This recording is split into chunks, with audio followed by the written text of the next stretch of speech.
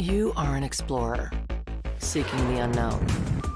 But while others have explored the frontiers of the outer world, you traverse the inner recesses of your business, looking deep within your processes and systems to uncover new opportunities. And like all the greats, you know you can't do it alone. It takes the right team and the right tools. Tools that can take you even further.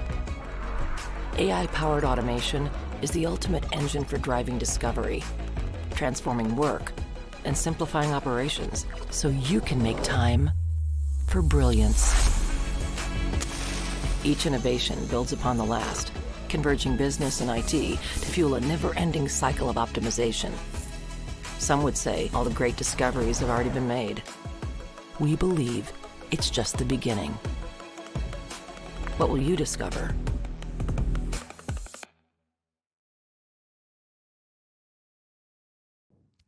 Bonjour à toutes et à tous et bienvenue pour cette nouvelle conférence virtuelle en ligne en partenariat avec IBM, cette fois-ci sur le thème de l'automatisation intelligente, augmenter les capacités des collaborateurs et bien sûr les performances de l'entreprise. Avant de rentrer dans le vif du sujet, deux petites recommandations. N'hésitez pas à partager vos réactions et à vous présenter sur l'onglet chat et à poser vos questions directement sur l'onglet questions. Les intervenants y répondront en direct tout au long de la matinée.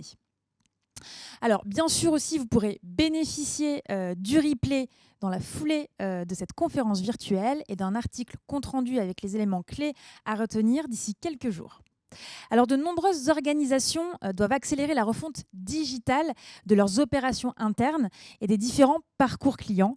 Et nous allons le voir ce matin, l'automatisation optimisée grâce à l'intelligence artificielle permet d'apporter de la vélocité, de l'agilité, de la fiabilité. Trois facteurs finalement extrêmement nécessaires pour augmenter la performance de l'entreprise.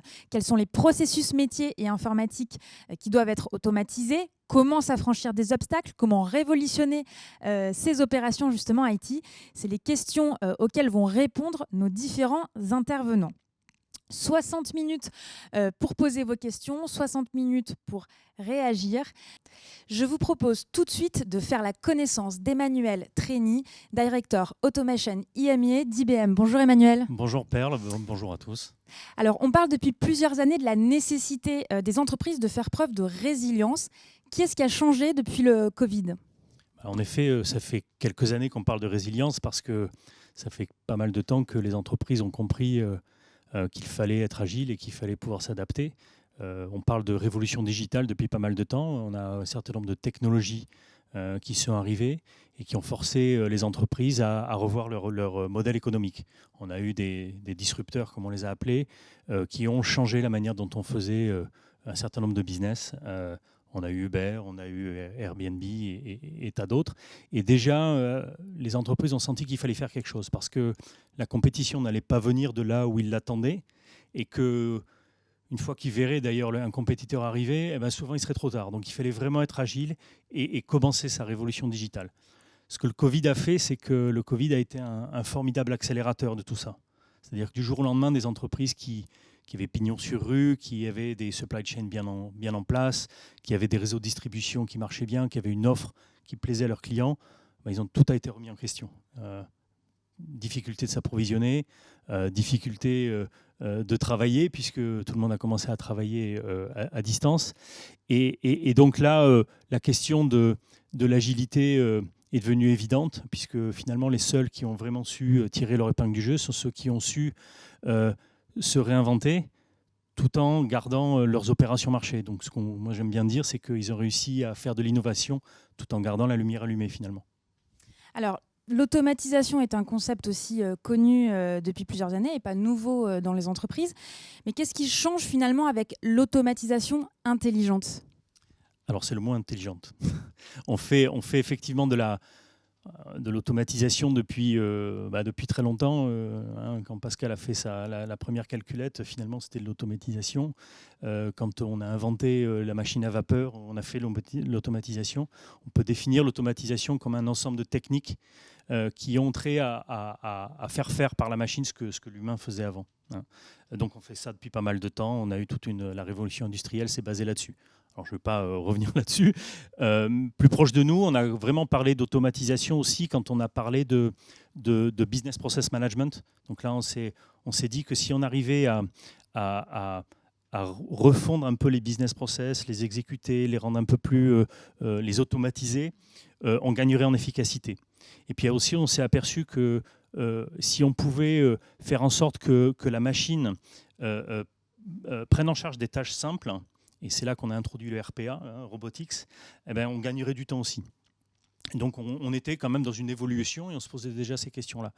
Mais ce qui a changé récemment, c'est justement ces nouvelles technologies, et notamment l'intelligence artificielle. Alors on peut aussi parler d'autres technologies qui permettent tout ça de se mettre en place. On peut parler de la 5G qui va prendre un rôle important, le blockchain, l'informatique des objets, IoT, et donc bien évidemment tout ce qui tourne autour de l'IA.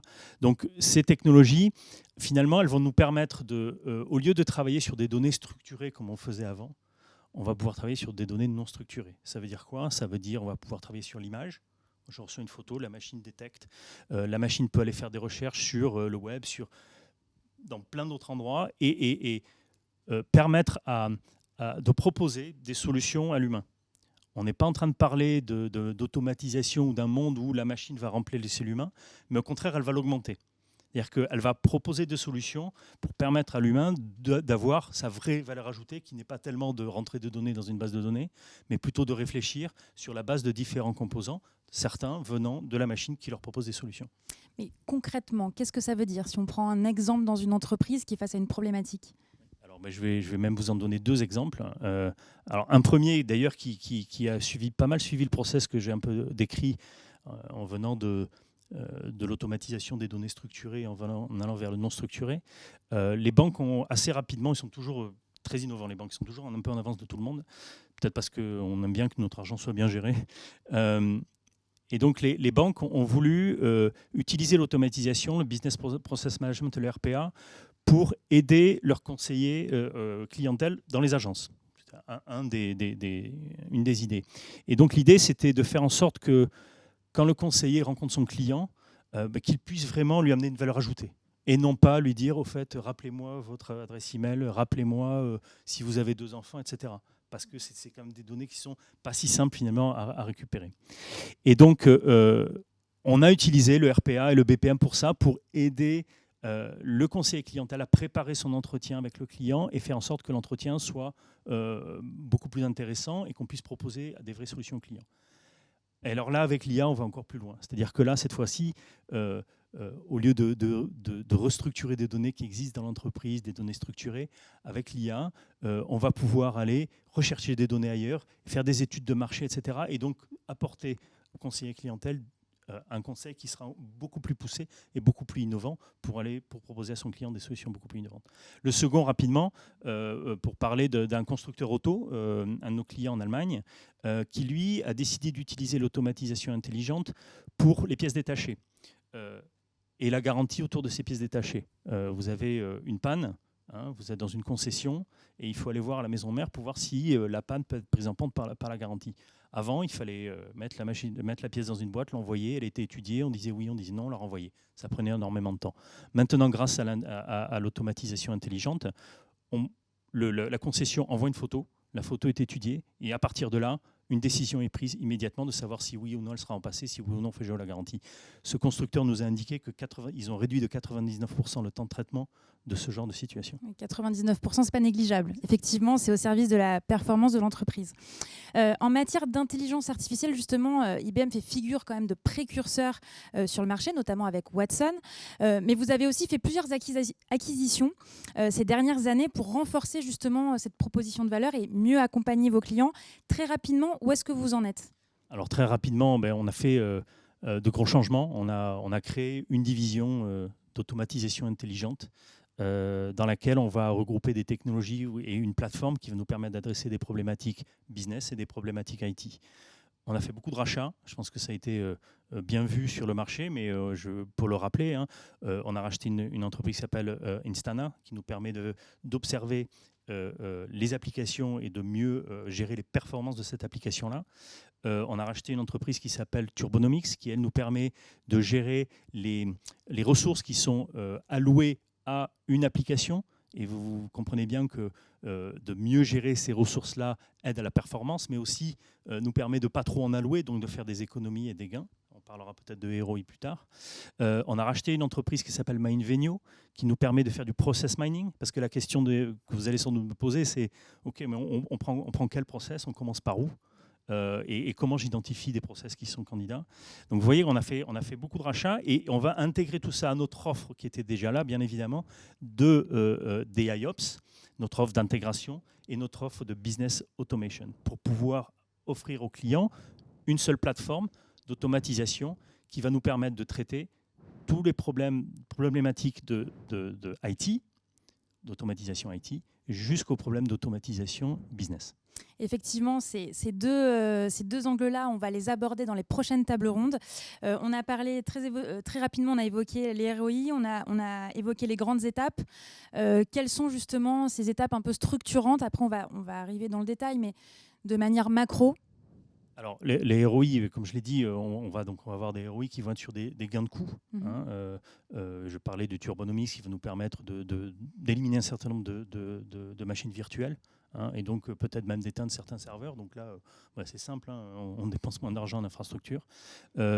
Mais aussi, quand on parle de savoir anticiper une panne, de savoir qu'on a telle application qui est cruciale à ce moment de l'année, qui va sans doute tomber en panne parce que l'IA a détecté qu'il y avait des patterns et des événements qui fait que l'histoire a montré que ça risquait de tomber en panne. D'éviter cette panne-là, on a des coûts à un ROI qui est très important. Et puis évidemment, de mieux maîtriser les process business et de découvrir des nouveaux modèles de business vont permettre de faire des gains et de gagner plus. Très bien, merci pour cette conclusion. Merci Emmanuel pour en tout cas avoir dessiné ces premiers sujets, ces premiers enjeux. Je vous rappelle que vous pouvez réagir sur le chat, poser vos questions à Emmanuel dans l'onglet questions. Il se fera un plaisir d'y répondre. Et on se donne rendez-vous dans quelques secondes pour cette première table ronde justement sur l'automatisation des process métiers. Merci à vous. Nos deux prochains experts vont nous partager leur vision et leur expérience de l'automatisation des process métiers. Quels sont les bénéfices, quels sont les enjeux, les challenges à relever? C'est ce que nous allons maintenant découvrir avec le témoignage d'Amexio, leader européen des services de l'entreprise Content Management et du Customer Care Management, et Midrange, entreprise service numérique qui accompagne ses clients dans la transformation digitale, mais aussi et surtout intelligente. Bonjour Florian. Bonjour Perle. Alors vous êtes leader digital business automation chez Amexio. Vous accompagnez d'ailleurs un certain nombre de clients sur ces sujets d'automatisation. Aujourd'hui, vous souhaitez nous présenter deux cas dans deux secteurs différents qui ont justement mis en place ces processus d'automatisation. Oui, tout à fait. Alors d'abord, merci de nous accueillir, Amexio et moi. Donc Amexio, ça fait 15 ans qu'on fait de l'automatisation et qu'on dématérialise les processus métiers de nos clients. Et donc évidemment, on a plusieurs cas de figure qui se sont présentés. Ce qu'il faut bien voir, c'est qu'on est autour du cycle de la donnée. Et donc on va de l'acquisition jusqu'au traitement de cette donnée pour les usages des entreprises, etc. Et donc, premier cas d'usage très simple, c'est au niveau de l'acquisition des données. On parle beaucoup de données structurées, mais avant ça, on a les documents. Et les documents, il faut donc les acquérir, et donc les capturer, soit par mail, par numérisation. Et donc, on va aller traiter le document pour aller classifier automatiquement le document, le reconnaître. On va également faire de l'extraction automatique des données dans les documents pour aller justement alimenter d'autres systèmes. Et ça, typiquement, on a un client qui est un grand fournisseur, un industriel fournisseur de matériel médical, pour lequel on a travaillé pour faire de la dématérialisation de bons de commande, de l'automatisation en fait, et même après de l'automatisation du traitement de bons de commande. C'est de 3000 commandes par jour, vous imaginez, ça fait 600 000 commandes par an, donc plus de 500 utilisateurs en back-office. Donc effectivement, et tout ça, on va extraire ces données de façon automatique, puis ensuite les injecter dans un process, et ce process va dispatcher l'information dans les différents ERP, systèmes logistiques, etc. Deuxième cas de figure, deuxième cas d'usage, c'est au niveau de la dématérialisation d'un back-office banque assurance. Donc la très grosse banque assurance du marché. Alors ça fait plusieurs années qu'on est avec. Et du coup, on travaille avec eux. Dès le départ, on a dû dématérialiser plus de 130 processus métiers en 11 mois. Donc en 11 mois, ça fait beaucoup, ça fait très vite.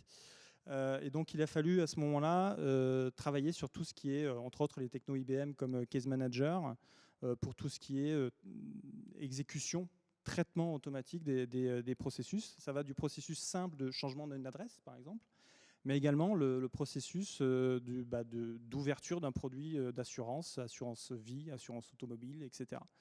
Et donc là, voilà, c'est des cas de figure extrêmement pertinents par rapport à l'automatisation, en tout cas. Voilà. Bonjour Cozy Vouti. Bonjour. Alors vous êtes directeur innovation et conseil et vous êtes entré de plein pied dans l'automatisation intelligente chez Midrange Group. Concrètement, quels sont les processus business que vous avez choisi d'automatiser ? Merci d'abord de nous donner l'opportunité d'échanger sur ce sujet-là. Au niveau de l'entreprise, les processus business que nous avons choisi d'automatiser sont de trois natures. D'abord, les process after sales, donc l'après-vente. Toute entreprise a de l'après-vente, mais particulièrement ici, dans le cas de l'automobile. Le deuxième process est lié au sales. Et le troisième, c'est au call center. Le call center qui est rattaché souvent soit à la direction générale, soit au marketing. Ce sont les trois processus métiers sur lesquels nous avons fait un focus au niveau de l'automatisation. Alors, quelles sont les solutions IBM que nous avons choisi d'utiliser ? De trois natures. Tout ce qui est Watson, tout ce qui est ce qu'on appelle donc la partie Content Analyzer et la partie robotisation IBM RPA. Ce sont les trois solutions que nous avons combinées pour répondre aux enjeux de transformation de nos clients. Alors, parler de ces processus, c'est d'abord parler de use case. Le premier use case que j'ai envie de mettre en exergue, c'est le use case pour un call center. On parle d'un utilisateur qui reçoit un flux entrant. Et le flux entrant, en général, c'est pour répondre à une attente d'un utilisateur qui se pose la question, j'appelle et combien de temps ça va durer ? Et ce qu'on donne à notre téléconseiller, c'est une vision 360 de l'appelant. Et cette vision, c'est grâce à l'agrégation réalisée par le robot qui permet de collecter un ensemble de données au sein de l'entreprise, de les agréger, de les combiner avec de l'intelligence artificielle et permettre à l'appelant d'être identifié, d'être personnalisé dans sa relation avec le téléconseiller, ainsi de mieux répondre par empathie à ses attentes. Alors, ce qui est intéressant, c'est qu'on voit qu'avec les cas qu'a évoqué Florian et justement votre témoignage à vous, vous êtes finalement des entreprises différentes, dans des secteurs différents, avec des niveaux de maturité différents. Et pour autant, vous avez constaté des gains de performance. Et donc, on peut se demander finalement à quel moment une entreprise doit-elle envisager l'IA pour aller encore plus loin dans cette automatisation des process. Je ne sais pas, Florian, comment vous voyez les choses ? Pour faire simple, effectivement, déjà dans un premier temps, moi le terme IA, je n'aime pas la connotation intelligence artificielle qui peut être un peu négative auprès surtout des collaborateurs de nos clients. Et donc moi je préfère parler d'intelligence humaine augmentée, donc IA, intelligence augmentée. Et à ce titre-là, effectivement, comme vous l'avez souligné, on a des gains de performance, que ce soit la diminution d'un temps de traitement, la réactivité aussi à la sollicitation. Donc, sollicitation entrante, tout à l'heure, Cozy parlait de centre d'appel, il faut être extrêmement réactif. Donc, moi, je parlais tout à l'heure de bon de commande, il faut être extrêmement réactif également sur le bon de commande et le traitement du bon de commande, puisque quelque part, c'est de la future trésorerie de l'entreprise. Et donc, pour répondre à votre question vraiment directement, en termes de critères, j'en vois quelques-uns. J'ai envie de reprendre les trois grands V du big data, du fameux big data. C'est donc tout ce qui est vitesse. Donc, est-ce que l'action peut être, la tâche ou le processus peut être accéléré? La variété, et là pour le coup on va se concentrer plutôt sur des tâches à faible variété, c'est-à-dire des natures peu différentes en fait. Donc, par exemple, un changement d'adresse, tout à l'heure je parlais d'un changement d'adresse, c'est une tâche extrêmement facile à automatiser et de façon intelligente, puisqu'on va aller la déployer à droite et à gauche. Le volume aussi, est-ce que ces actions sont nombreuses? Puisque plus il y a de volume, plus là on va toucher du gain. Également, et après je vais rajouter trois critères, enfin 4. La valeur, est-ce que vraiment l'humain a une valeur ajoutée à ce moment-là sur la tâche? Typiquement, changer une adresse, j'ai même envie de dire, c'est pas terrible. Hein. L'adhésion aussi de l'utilisateur. Donc, je vous connais peu de gens qui se lèvent tous les matins et qui viennent au boulot pour changer des adresses toute la journée. Voilà. Donc ça, bizarrement, donc on va leur proposer des assistants pour ça. La criticité. On va commencer d'abord sur des processus peu critiques pour comment dirais-je, satisfaire et surtout arriver à contrôler les impacts que pourrait avoir effectivement un processus. Et également, le dernier critère pour moi, c'est la transparence. Il est beaucoup plus simple de fournir une explication d'un algorithme d'intelligence artificielle ou d'intelligence augmentée sur des tâches simples que de le faire sur des tâches complexes. Si on vous dit un jour, vous êtes client d'une banque et on vous dit, votre emprunt va être validé par le robot à côté, même si on vous fournit une explication, je ne suis même pas sûr que vous serez d'accord avec cette explication. Et donc là, c'est là que l'humain, et donc l'intelligence augmentée, l'humain augmenté, en fait, va nous permettre justement de manipuler les deux choses, donc à la fois une relation humaine et en même temps des exécutions extrêmement rapides et efficaces. Alors justement, on en a parlé tout à l'heure avec Emmanuel en introduction. Florian, vous venez d'en parler, cette notion d'humain ou de collaborateur augmenté. Cozy, comment est-ce que ça se matérialise concrètement chez vous? Alors, de manière très précise, on adopte le principe de la symétrie des attentions. C'est-à-dire qu'un collaborateur satisfait va systématiquement générer une satisfaction client final. Alors, comment piloter cette transition? Il faut d'abord travailler. La première chose qu'on a travaillé chez nous, c'est ce qu'on appelle le design organisationnel.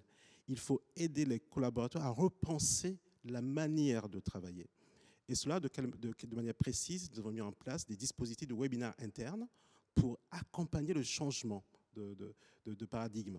Et ça a beaucoup aidé nos collaborateurs à adopter l'IA.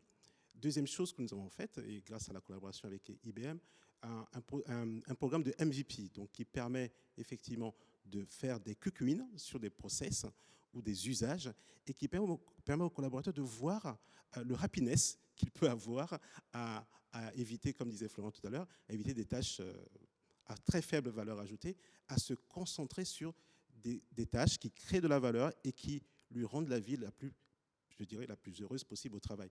So, make the life happy at work. Okay? Ça, c'est vraiment l'enjeu principal du collaborateur. Une fois ça c'est fait, donc grâce à la transformation, donc design organisationnel, MVP, webinaire interne, on passe à la deuxième phase, qui est la phase la plus importante, c'est de confronter aux utilisateurs, aux clients finaux. Et là, c'est notre travail. Je dirais que l'enjeu le plus critique, c'est de faire accepter aux clients que l'intelligence artificielle ou En d'autres termes, son collaborateur augmenté ne signifie pas une suppression d'emploi, ne signifie pas non plus une mise en placard de certaines personnes. Et ça, c'est un accompagnement, une conduite de changement qui aide les entreprises à adopter plus facilement ces outils. Et l'autre aspect, pour un chef d'entreprise, c'est le ROI. Comment mesure-t-il le ROI? Moi, je mets l'accent sur deux choses, principalement la notion de la valeur financière. Cette valeur financière, elle se mesure. Je fournis à mes clients un tableau très simple qui leur permet de mesurer comment l'implémentation de l'IA permet de générer du gain. Et quand on parle à un patron d'entreprise de finance, systématiquement, il dit « yes, I'm OK ». Et c'est vraiment ça le sujet, le point sur lequel on essaie de le toucher. Le deuxième point sur lequel on essaie de toucher l'entreprise, c'est sur le fait que toute entreprise, après la Covid, doit devenir une entreprise intelligente. Mais qu'est-ce qu'une entreprise intelligente? C'est une entreprise qui sait piloter ce qu'on appelle le management du savoir dans son entreprise. Donc une entreprise apprenante. Il faut aider les collaborateurs à évoluer, à changer de manière de travailler, à gagner en productivité individuelle pour la productivité collective. Et en pilotant ce management du savoir, on arrive à transformer les entreprises en entreprises intelligentes. Et c'est vraiment l'objectif que Midrange Group poursuit.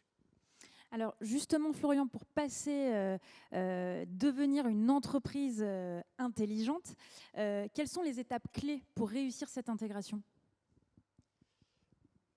Alors, moi, je vois 3 facteurs de succès. Vraiment, et je suis un peu embêté parce que Cozy, tu m'as piqué le texte un peu, mais dans le sens où...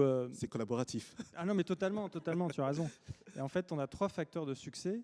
Donc, premier facteur de succès, et j'ai envie de dire, c'est quand même des facteurs de succès qu'on retrouve dans la plupart des projets informatiques, sauf que là, quand on est dans l'automatisation, et surtout de l'automatisation intelligente, on va être dans des processus qui peuvent être critiques. Tout à l'heure, je parlais de changement d'adresse, mais je parlais aussi d'ouverture de produits d'assurance. Donc un produit d'assurance, une assurance vie, une assurance auto, il ne faut pas se tromper, il ne faut pas solliciter trop le client final, il faut connaître son client, etc. Donc, premier facteur clé de succès pour moi, c'est définir le besoin et connaître le besoin. Et ça, c'est absolument essentiel. Moi, j'ai une anecdote dans une banque en ligne. J'avais 4 personnes de cette banque en ligne, le directeur des opérations, enfin la directrice des opérations, pardon, un directeur méthode et organisation, une maîtrise d'ouvrage, une personne de la maîtrise d'ouvrage et une personne référente métier. Eh bien, pour le même processus d'ouverture de compte courant, j'avais 4 processus différents autour de la table.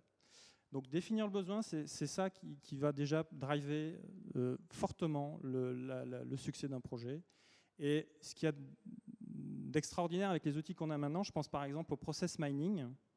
IBM a fait l'acquisition de MineVenio, je trouve que c'est un super move, dans le sens où effectivement, grâce à ces outils, ça va nous permettre tout simplement de proposer quasiment une automatisation de la modélisation des workflows et des processus. Et donc là, déjà, on va gagner énormément de temps. Parce qu'en plus, on pourra chiffrer, on pourra mettre des chiffres en face des processus. Et donc ça, c'est un premier facteur clé de succès. Deuxième facteur clé de succès, c'est la gouvernance. Peu importe, j'ai envie de dire, le projet, il faut que la gouvernance suive. Il faut un sponsor métier, un sponsor IT, qui soit là pour tirer vers le haut les équipes. Il faut disposer d'experts. On n'improvise pas l'automatisation de processus. Je suis désolé. Ça fait 15 ans que j'en fais, je découvre toujours des choses. Et faire confiance à ces experts aussi. Ça aussi, bizarrement, on paye des experts et parfois on ne leur fait pas confiance. Voilà. Déterminer un RACI clair aussi. Donc un RACI, c'est la grille des responsabilités entre les différents utilisateurs. Voilà. Troisième facteur clé de succès, pour moi, c'est la conduite du changement. Et c'est pour ça que je disais que Cozy, tu m'avais un peu volé mon texte. La conduite du changement, c'est absolument essentiel. Dans un contexte de processus classique, d'automatisation de processus classique, déjà, il faut expliquer aux utilisateurs, vous allez peut-être changer votre façon de faire, ou en tout cas, on va la faire évoluer. Alors si en plus on rajoute des tâches qui sont gérées de façon automatique et intelligente par le RPA ou autre, eh ben là il faut aussi accompagner le changement et rassurer toujours les utilisateurs finaux en leur disant on va vous soulager, mais par contre vous allez pouvoir travailler de façon beaucoup plus efficace. Alors justement, Cozy, par rapport à ces 3 facteurs clés de succès, j'imagine que ça fait aussi écho à ce qui se passe de votre côté. Yes. Et c'est ça aussi qui vous permet d'entrevoir de prochaines étapes. Exactement. Comment est-ce que vous vous projetez par rapport à cette automatisation intelligente? Alors, moi, je dis souvent que le futur, c'est maintenant, en fait, hein, de manière très concrète. Quand on parle d'innovation, on parle de transformation, on parle d'IA, c'est le futur, c'est maintenant. Ça veut dire quoi concrètement? Ça veut dire qu'il faut croiser l'intelligence artificielle avec l'intelligence émotionnelle. De manière très concrète, je reviens sur mon use case, sur le conseiller au téléphone qui reçoit un appel entrant. Si l'intelligence artificielle lui permet de comprendre que la personne qui est au téléphone a besoin d'empathie de manière précise, je vais aller encore plus loin, imaginons la personne appelle pour dire, voilà, je vais prendre un rendez-vous à l'après-vente et grâce à la combinaison de l'intelligence artificielle et de l'intelligence émotionnelle, le téléconseiller ou la téléconseillère dira, OK, monsieur, vous avez l'habitude de poser votre véhicule à telle heure. Aujourd'hui, il pleut, donc je vais vous envoyer quelqu'un chercher votre véhicule. Là, on est dans l'empathie de la relation client.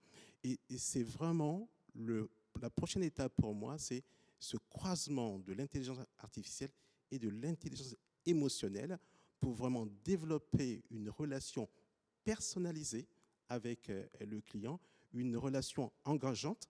C'est-à-dire qu'il faut réinventer l'engagement de la relation avec le client et surtout une chose importante, c'est que lui suggérer et non lui imposer.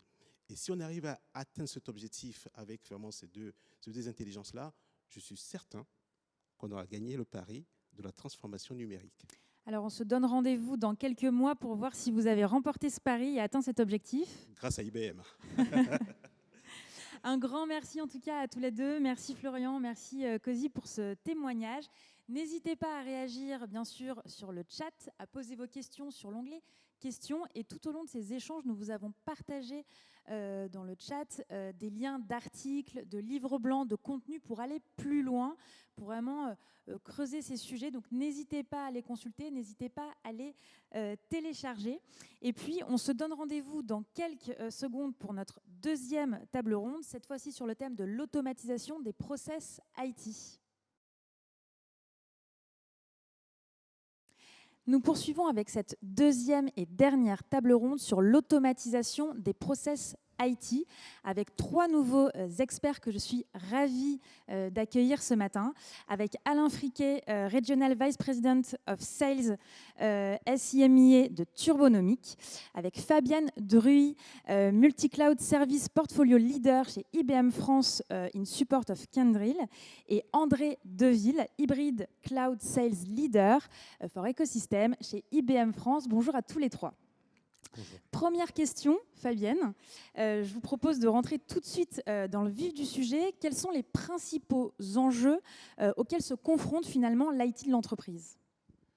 Donc les enjeux, ils sont nombreux. En fait, quand on est dans l'IT, donc qu'on soit DSI, RSSI, directeur technique, directeur des opérations, qu'on soit administrateur système, DBA, opérateur, en fait, on voit un paysage IT hybride, multi-cloud, qui se doit d'être performant, agile, robuste, sécurisé, disponible et surtout en constante évolution pour pouvoir tirer profit de toutes les nouvelles technologies, de tous les nouveaux services apportés par les cloud providers. Donc en fait, derrière tout ça, qu'est-ce qu'on va retrouver ? On va retrouver des infrastructures très hétérogènes, complexes, avec des offres au niveau des cloud providers qui sont très variées, nombreuses. Des modes de consommation aussi de l'IT qui vont être très différents. On va consommer de la VM, on va consommer des containers, on va consommer du IaaS, du PaaS, du SaaS dans des clouds privés, dans des clouds publics. Donc voilà ce que vivent au jour le jour en fait les opérations IT. Donc les enjeux derrière tout ça, c'est quoi ? On va devoir intégrer des outils divers en provenance donc de notre legacy, des cloud providers comme le backup, comme le monitoring. On va devoir standardiser normalisé. En fait, notamment, un exemple, les déploiements. On ne va plus déployer nos applications et les nouveaux services, comme on faisait sur l'IT traditionnelle, sur du cloud public. On va devoir avoir des architectures de référence, on va devoir automatiser. La sécurité, c'est évident, il faudra définir, implémenter des nouvelles normes de sécurité cross cloud provider pour intégrer aussi nos propres politiques de sécurité. Mettre en place une gouvernance pour gérer toutes ces ressources qui sont dans ce paysage IT hybride multi-cloud, donc en termes de la gestion des coûts aussi, gestion des ressources dans tout cette IT diverse. Et enfin, mettre un cadre opérationnel pour exploiter l'IT traditionnel et l'IT qui est dans le cloud public. En fait, si on continue à exploiter l'IT aujourd'hui, cette IT hybride, de la même façon qu'on faisait aujourd'hui dans notre data center, on va perdre du temps, on ne sera plus du tout à la vitesse du cloud. Donc on se doit d'apporter des réponses et des solutions aujourd'hui aux opérations.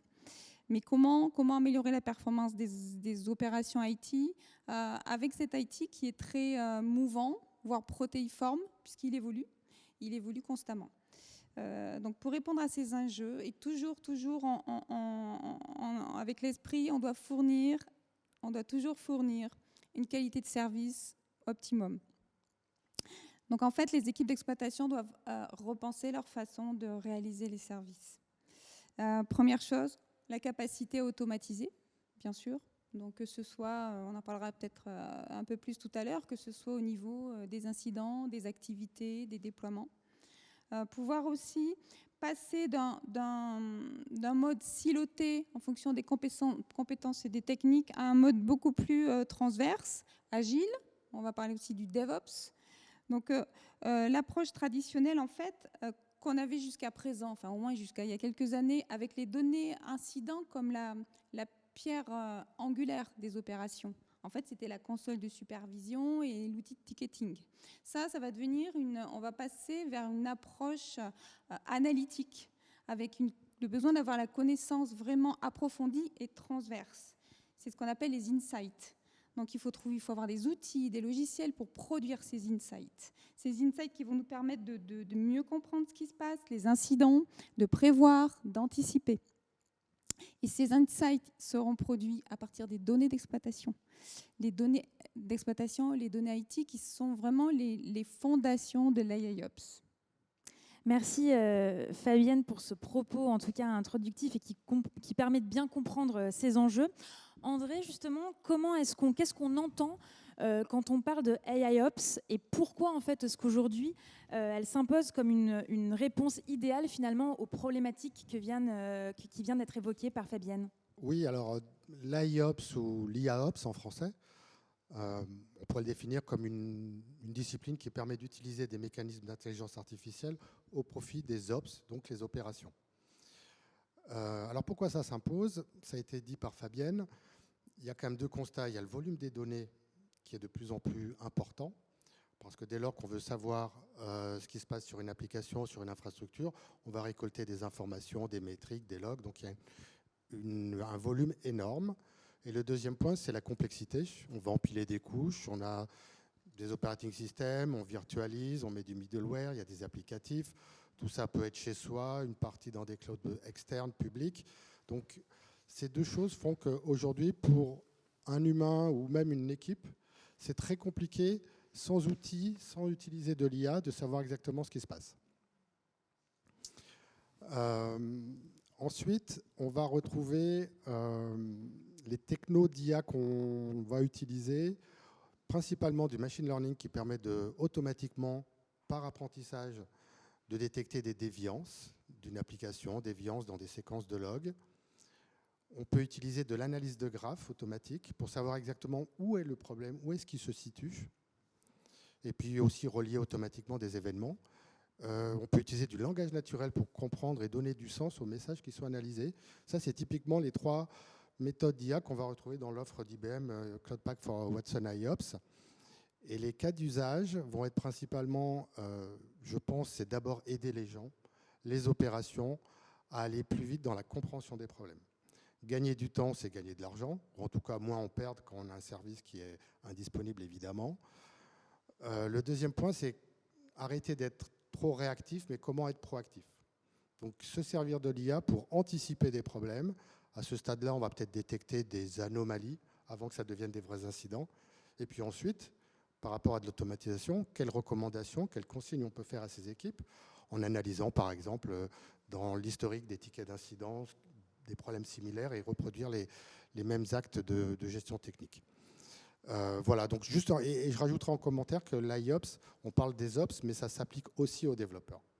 Hein, Alain va en parler, on va parler des problèmes peut-être d'infrastructures sous-jacentes. Ça, c'est typiquement ce que traitent les Ops. Mais les problèmes, c'est aussi des problèmes très applicatifs. Et là, c'est les développeurs qui ont leur mot à dire. Donc, IOPS et DevOps sont très souvent liés. IBM fait naturellement aussi face à ces enjeux. Fabienne, d'après justement le propre exemple d'IBM, quelles sont les best practices en termes d'intégration de cette automatisation intelligente ? Donc là, je peux vous retracer le retour d'expérience d'IBM, donc de bientôt 8 ans d'automatisation dans tous nos centres de services, donc tous les centres de services qui sont en charge aujourd'hui des systèmes d'information de nos clients infogérés. Donc on va démarrer par quoi ? Déjà, qu'est-ce qu'on automatise ? Donc en fait, il s'agit d'identifier les activités les plus consommatrices en termes de charge de travail ou alors les plus sensibles, les plus risquées. En fait, tout ce qui va pouvoir amener de la valeur en fonction de nos objectifs. Si j'énumère les 5 postes les plus importants dans les opérations, on va retrouver la gestion des incidents et des problèmes, la gestion des demandes de services, la gestion de la conformité et des correctifs, tout ce qui est déploiement et décommissionnement et la gestion des sauvegardes et des PRA. Le premier, la gestion des incidents, prend au moins un tiers de la charge de travail, selon les données de nos centres de services. Donc, on s'est attaché dans nos centres à automatiser les 3 premiers pour répondre à nos objectifs qui, à l'époque, étaient des gains de productivité, diminution des risques et bien sûr amélioration de la qualité de service. Par où on commence ? On ne va pas commencer par déployer la solution, on va commencer par analyser nos données IT. Pourquoi ? Pour identifier le potentiel d'automatisation, les automates les plus pertinents qui vont répondre à nos objectifs. Les données analysées, qu'est-ce que c'est ? C'est simple, ce sont les tickets incidents, ce sont les alertes, les éléments de configuration de la CMDB. Les techniques utilisées, statistiques, algorithmes de machine learning, vont nous permettre vraiment de déterminer le potentiel d'automatisation et les bénéfices associés. Et derrière ça, on pourra aussi, dans la plupart des cas, calculer le ROI, vraiment, quel est le retour sur investissement.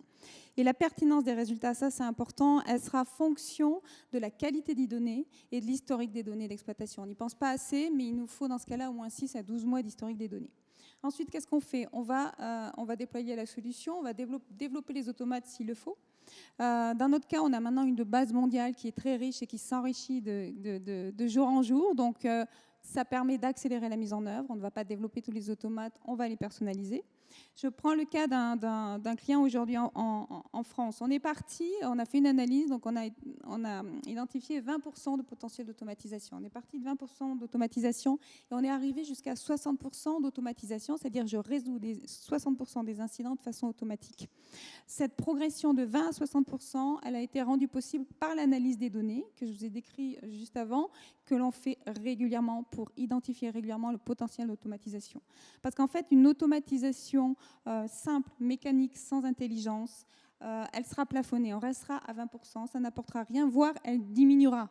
Elle diminuera parce que notre système d'information évolue, les applications évoluent, le mode de consommation évolue. Si on passe du YAS au PAS, ce ne sont pas les mêmes automates qui vont devoir agir. Donc ça, c'est très important. Dans cette solution, on fait aussi, en plus des 60% d'incidents résolus automatiquement, on fait 20% d'assistance, c'est-à-dire qu'on va enrichir automatiquement les tickets d'incidents pour assister le support. Ça, c'est important. Ça veut dire que l'automatisation est intelligente, elle va devoir aussi acheminer l'information à la meilleure personne. Donc ça a un impact sur l'organisation. Donc du coup, on s'est transformé aussi dans nos centres vers une approche agile. Ça a concerné, ça a eu un impact sur toute l'organisation, depuis nos centres de services jusqu'aux équipes commerciales, responsables des comptes. Donc, cette transformation doit absolument être accompagnée par une aide au changement, un accompagnement au changement, c'est primordial. Donc, en fait, et aussi, cette nouvelle organisation est supportée par une tour de contrôle pour l'observabilité. Alors Alain, justement, pour compléter les propos de Fabienne, donc Turbonomic est une start-up qui s'est fait connaître par des solutions d'automatisation des infrastructures justement IT. Comment concrètement, alors l'IAOps, je vais le dire en français, peut-elle être utilisée pour s'assurer que finalement les infrastructures IT sont alignées avec les besoins des applications de l'entreprise ? Alors c'est une très bonne question. Effectivement, déjà par définition, les applications d'entreprise ont des besoins qui sont variables et peu prédictibles. Alors ils sont souvent liés au nombre d'utilisateurs qui sont connectés, bien sûr, et qui consomment ces services des applications. Et si je prends une analogie simple que j'aime bien dans le monde de l'automobile, c'est les véhicules, on pourrait les considérer comme les applications, et puis le service routier ou le monde de la route, le service urbain, sont les infrastructures de nos clients. On comprend facilement que des automobiles, il y a des motos à essence, électrique, il y a des vélos, il y a des poids lourds. Ils ne vont pas tous à la même vitesse, ils ne consomment pas tous la même quantité de carburant.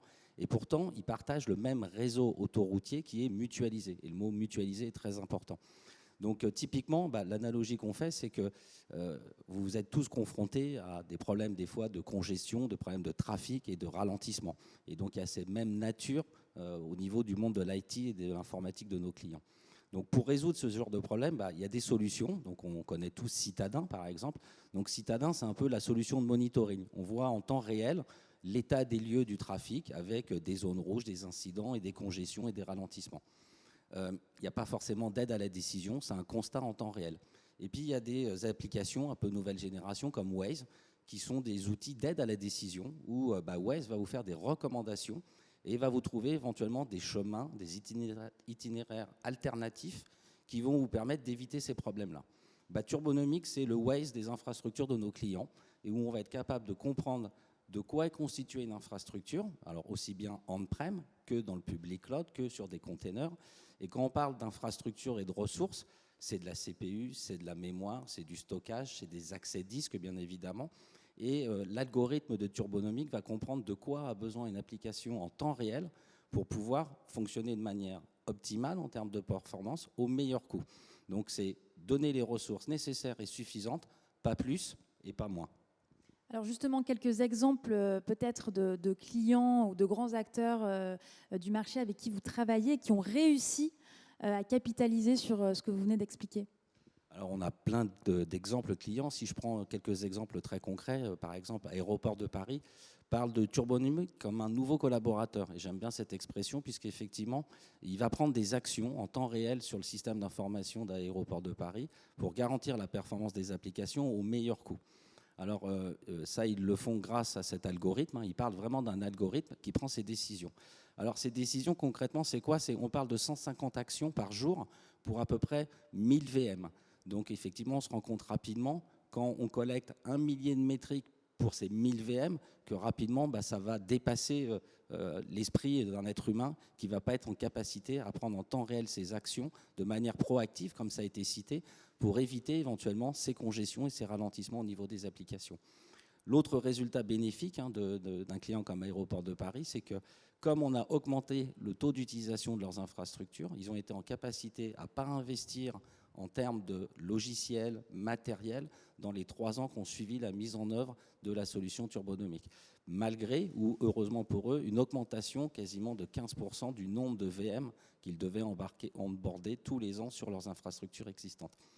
Un autre exemple que j'aime bien, c'est le Crédit Agricole. On les a accompagnés dans leur transformation sur leur cloud privé. Donc c'est un projet de migration d'un legacy vers des infrastructures dites hyper convergées ou software defined data center qui sont très à la mode. Et donc derrière, on a pu garantir un meilleur coût des investissements logiciels et matériels grâce à cette augmentation de densification du nombre de VM qu'on va pouvoir faire tourner sur ces infrastructures existantes. On a été capable d'automatiser tout ce qui était placement et redimensionnement, qui était fait manuellement auparavant par les équipes techniques. Donc effectivement, on a gagné en productivité de ces équipes pour pouvoir faire des projets à valeur innovante pour les métiers, bien évidemment. Et puis le bénéfice de tout ça, ça a été mentionné précédemment, une réduction de l'ordre de 40% des alarmes. Et effectivement, les alarmes sont des choses qui sont très consommatrices par les gens de la production. Et donc, cette réduction a permis d'avoir aussi un gain et un ROI en moins de 8 mois. Un dernier exemple, par exemple, avec Schlumberger, où là, on est typiquement sur des infrastructures multi-data center, puisque c'est des infrastructures mondiales, multi-cloud, donc c'est de l'Azure, du GCP.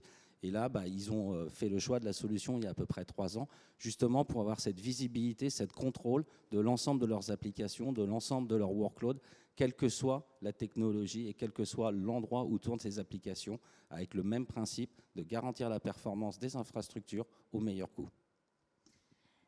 Merci pour ces exemples très concrets. C'est toujours intéressant effectivement de pouvoir rentrer dans le cœur de ces sujets-là. Alors Turbonomic a récemment rejoint IBM et finalement perpétué une longue actualité dans le développement de l'entreprise, du groupe d'IBM, autour justement de l'automatisation intelligente. Peut-être André, est-ce que vous pouvez nous faire un petit point sur cette actualité et sur la vision portée par IBM? Oui, tout à fait. Donc l'actualité... ça a été en effet fin avril l'annonce de l'intention d'acquisition de Turbonomic par IBM. Il y a eu l'acquisition de MyInvenio. Fin décembre, IBM rachetait la société Instana. Alors pourquoi ces investissements? Pour mettre ça en perspective, quand on parle de Watson IOPS, c'est vraiment une solution qui va analyser des données de différents types, des logs, des métriques, des événements, et ça vient de différents outils. Des outils déjà en place chez le client parfois, des outils de monitoring, des outils de log, des outils d'APM. Sur l'APM, il y a eu quelque chose d'important, c'est l'adoption des architectures cloud natives a complètement changé la donne. On est passé d'un monde relativement statique à un monde très dynamique. Volatilité des adresses IP, l'élasticité des containers, des containers qui descendent, qui remontent, et puis avec du DevOps, des fréquences de mise à jour de plus en plus régulières, qui font qu'avec la société Instana, on a une très bonne réponse pour comment faire de l'observabilité, c'est le terme qui est utilisé aujourd'hui, pour savoir ce qui se passe sur des architectures cloud natives, mais aussi des architectures traditionnelles. Et c'est une offre qui est disponible en SaaS ou on-prem. Pour Turbonomic, j'aime bien ton image, Alain, de voiture et de réseau autoroutier. C'est vrai que si j'ai une autoroute 3 voies et tout d'un coup on fait des travaux et j'ai que 2 voies, est-ce que c'est grave? Si les travaux ont lieu à 3 heures du matin en semaine, ce n'est pas très grave. Si c'est un 1er juillet ou un 1er août, je pense qu'il y a un problème. Donc l'intelligence de Turbonomic, c'est vraiment d'analyser, de proposer des actions qui peut automatiser d'ailleurs pour ajuster, optimiser l'infrastructure au meilleur coût, parce que l'infrastructure a toujours un coût, que je sois on-prem ou sur des clouds publics, tout en préservant la performance de mes applications. Et par exemple, il aura la capacité à s'intégrer avec des outils d'APM, dont Instana. Donc Instana, Turbonomic, Watson IOPS, je pense qu'on est un super triptyque pour aider nos clients à aborder sereinement l'usage de l'IA pour avoir une IT qui soit agile et optimisée. Un grand merci en tout cas à tous les trois pour cette table ronde vraiment dédiée à l'automatisation des processus IT. Cette conférence virtuelle touche à sa fin. Nous espérons bien sûr qu'elle vous a plu, surtout que vous avez appris un certain nombre de choses pour pouvoir mettre en place ces projets dans vos entreprises. Si vous avez des questions supplémentaires, n'hésitez pas à prendre contact directement avec les intervenants via le chat dans les quelques minutes qui nous restent ou bien évidemment via LinkedIn. Tout au long de cette conférence, nous vous avons partagé sur le chat des liens de livres blancs, d'articles, encore une fois, pour aller plus loin sur les sujets. Donc, n'hésitez pas à les regarder, n'hésitez pas à télécharger les contenus et bien sûr à les partager en interne, puisque cette transformation, cette mise en place de ces projets doit se faire effectivement en collaboration avec l'ensemble des équipes. Et puis vous pourrez retrouver bien sûr le replay dans la foulée et d'ici quelques jours un article compte rendu de ce qu'il fallait retenir, des idées fortes, des sujets clés. Un grand merci à tous d'avoir suivi cette conférence et nous vous souhaitons une très belle journée.